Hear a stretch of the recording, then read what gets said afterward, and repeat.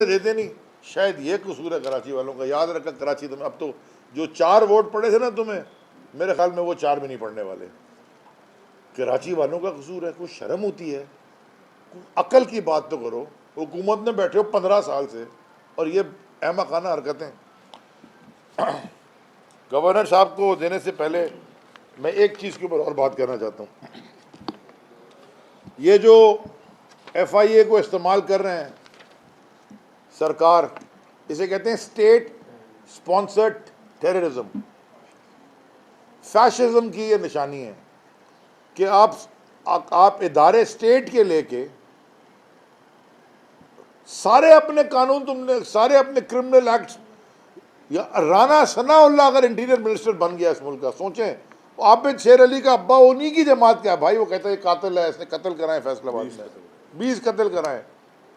ये वो अगर खुद बन गया और FIA उसके अंडर आ गई, फिर दोबारा बोलेंगे। और अब क्या किया उन्होंने जी, एक FIR काटी है जिसके अंदर इन्होंने पहला नाम फिर खान साहब का लिख दिया है, फिर अजहर तारिक साहब का भी है, सैफुल्लाह नियाजी साहब का भी है, यूनुस अली, कर्नल यूनुस रज़ा हमारे उनका भी है, आमिर कियानी भाई का भी है, और तारिक शेख साहब का भी है, और तारिक शफी साहब उनकी बेल हो गई उस दिन, उनके घर पे छापे मार रहे हैं। फैसल मकबूल शेख साहब, हामिद जमान को उन्होंने पकड़ के बंद कर दिया, रिस्पेक्टेबल बिजनेसमैन। ये बरीजे की चेन इतनी बड़ी पाकिस्तान में कितने लोगों को एम्प्लॉय करता है, कितना टैक्स भरता है, कितनी इनकी एक्सपोर्ट है, ये सारे पढ़े लिखे लोग, उनको भी और UBL के लोगों को भी डाल दिया सारों को अंदर। यानी कि आप इतनी ज़्यादा रियासती दहशत गर्दी पे आ गए, लोग दहशत फैला रहे हैं ना लोगों को स्टेट के और ऑर्गन्स इस्तेमाल करके, और आप अपना आज तक हिसाब नहीं दे सके एवन फील्ड का, और शिकवे कर रहे हैं बैठ के नवाज शरीफ, जिसका जवाब मैं चाहता हूँ गवर्नर साहब आप दें। बड़ी शिकवा शिकायत कर रहे हैं कि मेरे साथ ये हो गया। अच्छा जी, बिस्मिल्लाहिर्रहमानिर्रहीम। सबसे पहले तो मैं आपसे बात करना चाहता हूँ कि जो टोटा फैक्ट्री मुस्लिम लीग नून ने लगाई हुई है, उसके अब रिलीज़ का वक्त आ गया है और वो डीप फेक वीडियोज़ तैयार हो रही हैं, बड़ी स्पीड से तैयार हो रही हैं। और ये जो ऑडियो लीक्स का सिलसिला है, ये कड़ी भी वहीं से आपको मिलेगी। हम बार बार आवाम को बावर कराते रहे हैं कि ये जो ऑडियोज़ हैं ये भी जोड़ी जाती हैं, जो खान साहब डेमोस्ट्रेशन भी अपने यहाँ जलसों में दे रहे हैं, और इसी तरह वीडियो टेप्स भी तोड़ जोड़ के मिलती हैं, जो आप अगर डीप फेक वीडियोज़ के नाम से अगर आप सर्च करें तो आपको मिल जाएगी। ओबामा की भी है, क्वीन एलिज़ाबेथ की भी है, इस तरह की आपको मिल जाएंगी सारी चीज़ें। नवाज शरीफ साहब और उनकी साहबजादी जो बैठे हैं एवन फील्ड में, ये मैं समझता हूँ कि वहाँ से एड्रेस करना हमारे अकाउंटेबिलिटी सिस्टम के मुंह पे एक थप्पड़ है कि वो एवन फील्ड जिसका उनके ऊपर इल्ज़ाम है, जिसकी रसीदें उन्होंने आज तक नहीं दी, 1 पार्क लेन का उनको नहीं पता कि कहाँ से आया, बाप का है, बाप कहता है दादा का है, दादा कहता है बेटे का है, बेटा कहता है पोते का है, मुझे नहीं पता, आखिर में कहते हैं मुझे नहीं पता। और वहीं बैठ के वहाँ 20 साल से रह रहे हैं, मिल्कियत का पता नहीं, किराया किसी को दे नहीं रहा है, लेकिन वहाँ से बैठ के पूरे मीडिया को एड्रेस करना, पाकिस्तान को एड्रेस करना और फिर गिला करना। मुझे तो ये समझ नहीं आया कि वो गिला किससे कर रहे हैं, अपने आकाओं से? चेरी ब्लॉसम से पूछें कि किससे गिला कर रहे हैं। वो गिला कर रहे हैं कि उनको अपने 5 साल का हिसाब चाहिए। मैं उनको कहना चाहता हूं कि आप अपने अगले 15 साल का हिसाब रखें। अब कुछ दिन जाते हैं, मैं ये आपको बताना चाहता हूं कि ये हुकूमत दिसंबर नहीं देखेगी, और ये सारी फड़ें जो नवाज शरीफ और उनकी साहबजादी लगा रहे हैं, ये अगले 15 साल का हिसाब करें अब, क्योंकि इमरान खान ने इनके ऊपर बहुत हल्का हाथ रखा। इमरान खान साहब ने कोई चीज़ कानून के बाहर जाके नहीं की जैसे ये कर रहे हैं, लेकिन अच्छा सबक इन्होंने हमें दिया चंद दिनों में कि किस किस तरह स्टेट की मशीनरी को इस्तेमाल करना चाहिए।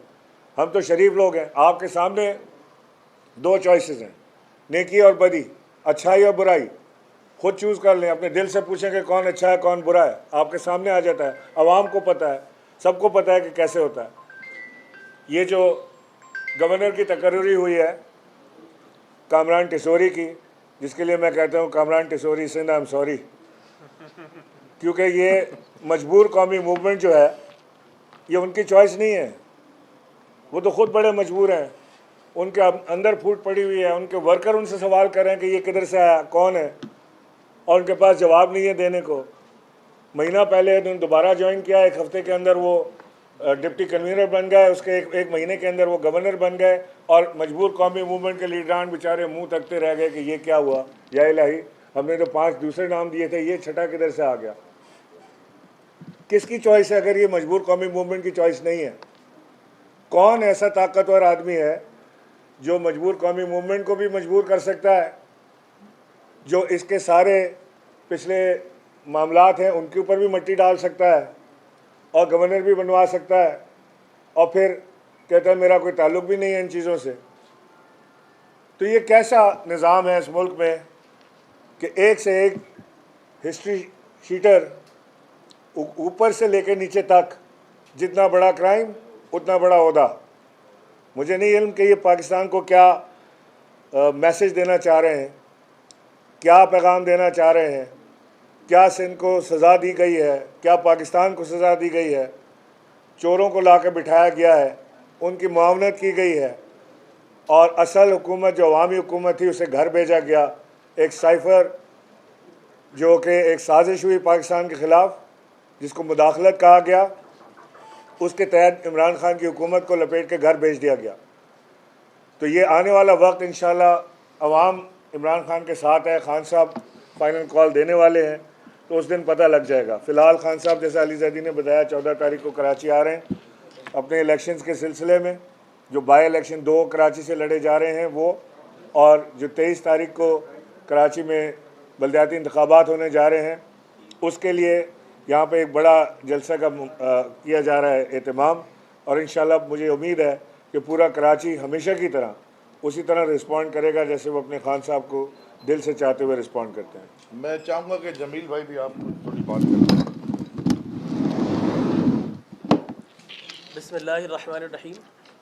हर इब्तिदा से पहले हर इंतहा के बाद ज़ाते नबी बुलंद है ज़ाते खुदा के बाद, और दुनिया में एहतराम के लायक हैं जितने लोग, मैं सबको मानता हूँ मगर मुस्तफ़ा के बाद। माशाल्लाह। इंतहाई मोहतरम हमारे former governor of Sindh Imran Ismail sahab, और PTI सिंध को लीड करने वाले अली ज़ैदी भाई, महमूद मौलवी साहब और बिलाल गफ़ार साहब और दीगर खैर शेरज़मान साहब, इन सारे दोस्तों की मौजूदगी में अल्हम्दुलिल्लाह आज मैं यहाँ पर हूँ। तो यकीनी तौर पर हमें बचपन से बताया गया, पढ़ाया गया, सिखाया गया कि जो रसूल मुकर्रम सल्लल्लाहु अलैहि वसल्लम ने जो निज़ाम आता किया था, it was the best system, और उसने देखते ही देखते वो अरब के बद्दुओं को दुनिया का हुक्मरान और इमाम बना दिया। अब ख़ान साहब का जो नज़रिया रियासत मदीना दरअसल निज़ाम मदीना, और निज़ाम मदीना निज़ाम मुस्तफ़ा था।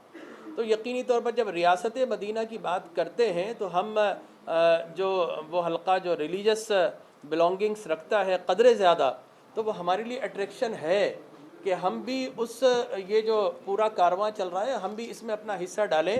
और मैं इस यकीन के साथ अली भाई आपको ज्वाइन कर रहा हूँ कि इंशाल्लाह हम खान साहब ने जो ये कॉलोनियल माइंडसेट जो पाकिस्तान में 75 साल से चल रहा है, इस जंजीरों को तोड़ने के लिए आए हैं। और यकीनी तौर पर यही वो कॉलोनियल माइंडसेट है जिसने हमें, अब आप देखें कि पूरा पाकिस्तान उर्दू समझता है लेकिन एक आम आदमी इंग्लिश बोल रहा है। व्हाट मीन्स, इसका मतलब ये है कि वो उसके जहन के अंदर वही है।